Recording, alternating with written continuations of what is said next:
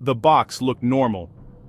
At first glance, it looked like an ordinary Sam's Club run, a giant warehouse store, bright lights, wide aisles, bulk packages stacked almost to the ceiling, a cart moving through the store with one of those oversized boxes of inexpensive paper goods sitting inside it.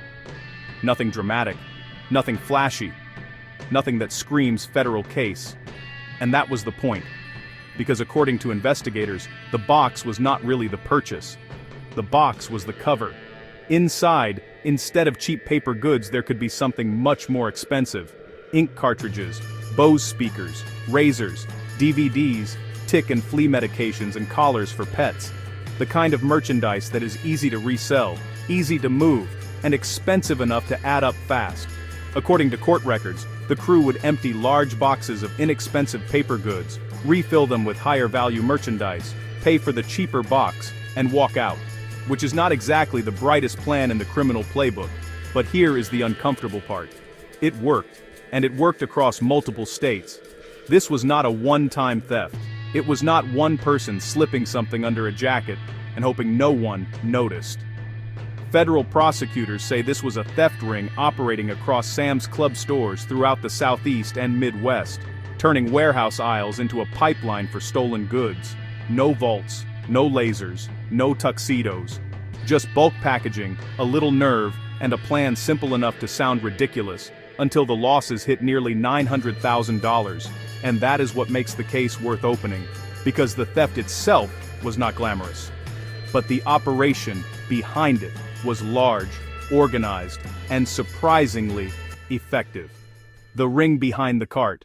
According to federal prosecutors, the theft ring operated between March 2018 and February 2019. The names at the center of it were Brian Cowman of Fortson, Georgia, Marcel Crawford of Columbus, Ernest Mitchell of Columbus, and Mildred Alarcon of Fortson. Investigators said Cowman and Crawford conspired to transport and sell stolen goods with help from the other defendants, and this was not limited to one store or even one state.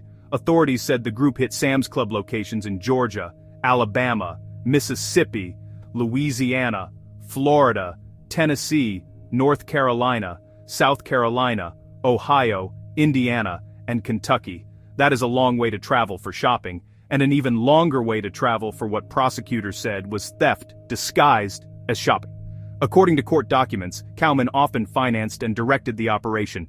Crawford and others would travel to Sam's Club stores, move through the aisles, and steal merchandise using the box switch method.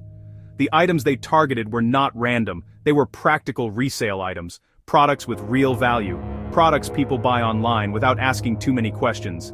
Ink cartridges, Bose speakers, razors, DVDs, pet flea and tick treatments, not exactly the crown jewels, but apparently profitable enough to build a multi-state conspiracy around them.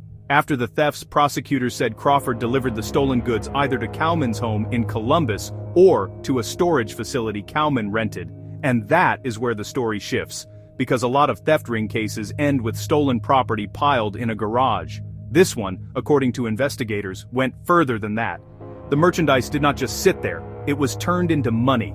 Once the stolen goods were collected, prosecutors said Brian Cowman sold them online through an eBay store called Rockysland Outdoors LLC. And that is where the ring allegedly became less of a local theft problem and more of a business model. According to the federal case, Cowman conducted at least 6,474 sales transactions between March 2017 and February 2019. Investigators said many of those sales involved stolen Sam's Club merchandise. That is not a few questionable listings, that is volume, that is repetition, that is a system. Authorities said Cowman transferred a total of $412,900 from his PayPal account into his personal bank account in 2018 and the first quarter of 2019 alone. So while the thefts were happening in warehouse clubs across multiple states, the money was flowing back through online sales. That is what makes retail theft rings so different from the image most people have in their heads. People tend to picture shoplifting as impulsive. One person, one store, one bad decision. But rings like this are not built on one bad decision. They are built on logistics. Someone steals, someone transports, someone stores, someone lists the goods online, someone gets paid, and if the pattern goes unnoticed long enough, the whole thing starts looking less like shoplifting and more like inventory disappearing into a shadow supply chain. Investigators eventually executed a federal search warrant at Cowman's home and storage facility. According to prosecutors, they recovered 3 boxes full of stolen goods, along with additional stolen items valued at about $61,000. And then there was the money. Prosecutors said Cowman kept most of the proceeds for himself.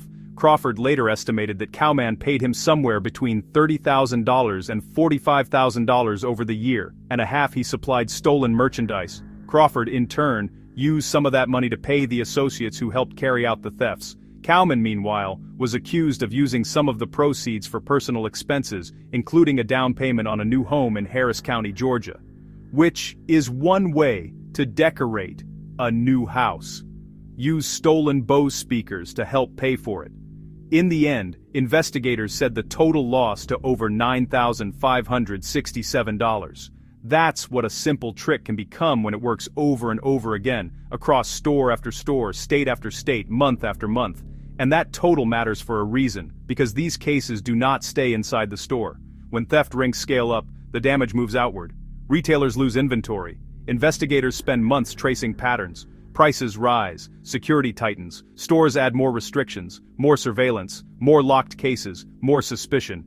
And the people who do the right thing end up paying for it anyway. That was part of the message from federal authorities when the sentences were handed down.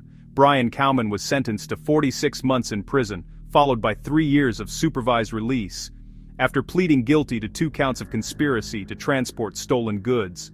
Marcel Crawford was sentenced to 33 months in prison, followed by 3 years of supervised release, after pleading guilty to 1 count of conspiracy to transport stolen goods. Ernest Mitchell was sentenced to 51 months in prison, followed by 3 years of supervised release, after pleading guilty to 1 count of conspiracy to transport stolen goods. Mildred Alarcon pleaded guilty to 1 count of false statements and was sentenced to 3 years of probation.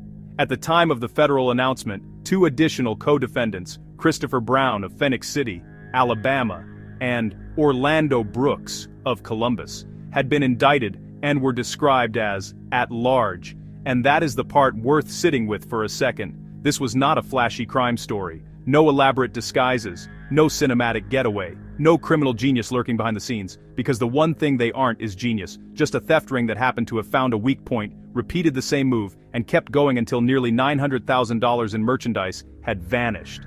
That is how a lot of retail crime works now. Not loud, not theatrical, systematic, and increasingly tied to resale platforms, digital payments, and organized routines that make stolen goods look like ordinary commerce. That is also why these cases matter, because when people hear shoplifting, they often think small. But this was not small. This was organized theft moving through real stores, real systems, and real money. And the warning sign is not always a smashed display case or somebody sprinting for the exit. Sometimes the warning sign is much quieter than that. A cart that looks normal, a box that looks sealed, a purchase that looks routine, until someone opens the box and realizes the cheap item on the receipt is not the expensive merchandise inside. If you want more real cases told with context, clarity, and purpose, subscribe to CaseBlotter. Open the room, understand the crime, learn the warning signs,